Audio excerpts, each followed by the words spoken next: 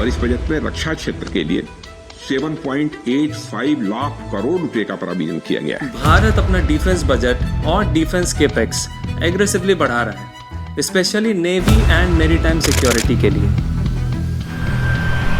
ये सिर्फ वेपन्स का खर्चा है या एक बड़े ग्लोबल पावर शिफ्ट का सिग्नल?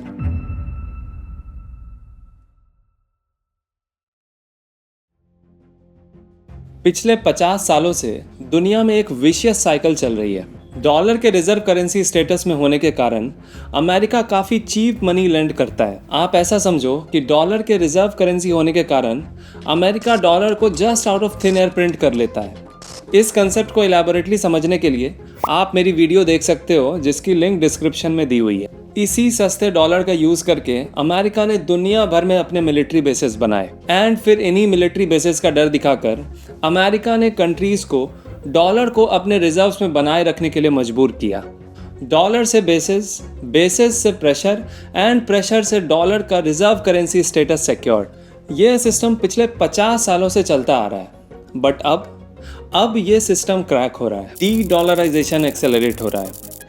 इंडिया एक के बाद एक नए एफटीए साइन कर रहा है, जहां पर लोकल करेंसीज का यूज बढ़ रहा है एंड काफ़ी छोटी कंट्रीज भी डॉलर को ड्रॉप करके अपने रीजनल पार्टनर्स के साथ लोकल करेंसीज में ही ट्रेड का सेटलमेंट कर रही हैं। इसी बैकड्रॉप में भारत अपने डिफेंस बजट को बढ़ाकर क्लियरली ये सिग्नल दे रहा है कि अपने रीजन, स्पेशली इंडियन ओशन की सिक्योरिटी अब हम हैंडल करेंगे। सो क्या अमेरिकन डोमिनेंस इंडियन ओशन में ख़त्म होने वाला है और क्या इंडिया इसका नया गेटकीपर बनेगा? Hang on till the end, क्योंकि आगे मैं आपको ये दिखाने वाला हूँ कि कैसे economics, dollar system and military bases एक ही गेम के पार्ट्स हैं। Have you ever heard of Diego Garcia? ये छोटा सा आइलैंड चागोस आर्किपेलागो में अमेरिका की इंडियन ओशन स्ट्रेटजी का सेंटर पॉइंट है। आप इस मैप को देखो। Straight of Hormuz, middle east का ऑयल गेट, बाब एल मंडेब, रेड सी और मेडिटेरेनियन का कनेक्टर, मलक्का स्ट्रेट, एशिया का ट्रेड लाइफलाइन, एंड एग्जैक्टली बीच में डिएगो गार्सिया। गल्फ वार में B-52 बॉम्बर्स यहीं से उड़ते थे। Afghanistan operation, Diego Garcia. Nuclear submarines यहाँ रिफ्यूल होते हैं। ये आइलैंड अमेरिका के लिए एक बड़े फाइनेंशियल सिस्टम का मिलिट्री इंश्योरेंस रहा है और उस सिस्टम का नाम है डॉलर हेजेमनी।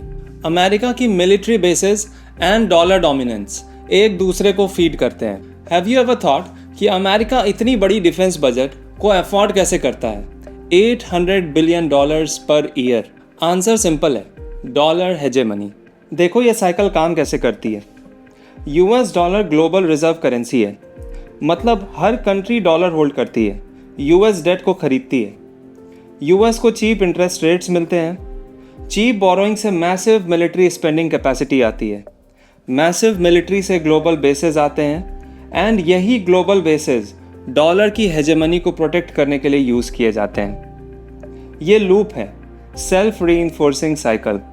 सो डिएगो गार्सिया जैसे बेसेस सिर्फ डिफेंस के लिए नहीं थे, ये डॉलर की हेजेमनी को अलाइव रखने के टूल थे। पर अब ये इक्वेशन चेंज हो रहा है। सो अब मैं जो आपको बताऊंगा वो main stream media deliberately skip करती है। डी डॉलराइजेशन अब कॉन्स्पिरेसी थ्योरी नहीं है, ये हैपनिंग है राइट नाउ। जैसा कि मैंने आपको पहले बताया, many countries are now bypassing the dollar for their trade settlements. अब ये इक्वेशन समझो। लेस डॉलर डिमांड से यूएस के लिए बोरोइंग मोर एक्सपेंसिव हो जाएगी, डिफेंस बजट पे प्रेशर आएगा और अमेरिका अपने मिलिट्री बेसेस के खर्चे को अफोर्ड नहीं कर पाएगा। नाउ टेल मी, ऐसे सिचुएशन में अमेरिका को अगर चूज़ करना पड़े पैसिफिक, यूरोप या इंडियन ओशियन, कहाँ पर फोकस करेगा वो? सो इसी गैप में, एग्जैक्टली इसी मोमेंट में रीजनल पावर्स अपनी जगह बना रहे हैं। लेट अस नाउ सी कि इंडिया ऐसे स्टोरी में कहाँ फिट होता है। रीजनल पावर्स अपनी जगह बना रहे हैं, इसका मतलब क्या है? इसका मतलब ये है कि वर्ल्ड यूनिपोलर से मल्टीपोलर वर्ल्ड की तरफ जा रहा है। सो इसीलिए इंडिया अपने डिफेंस बजट को इतना एग्रेसिवली बढ़ा रहा है।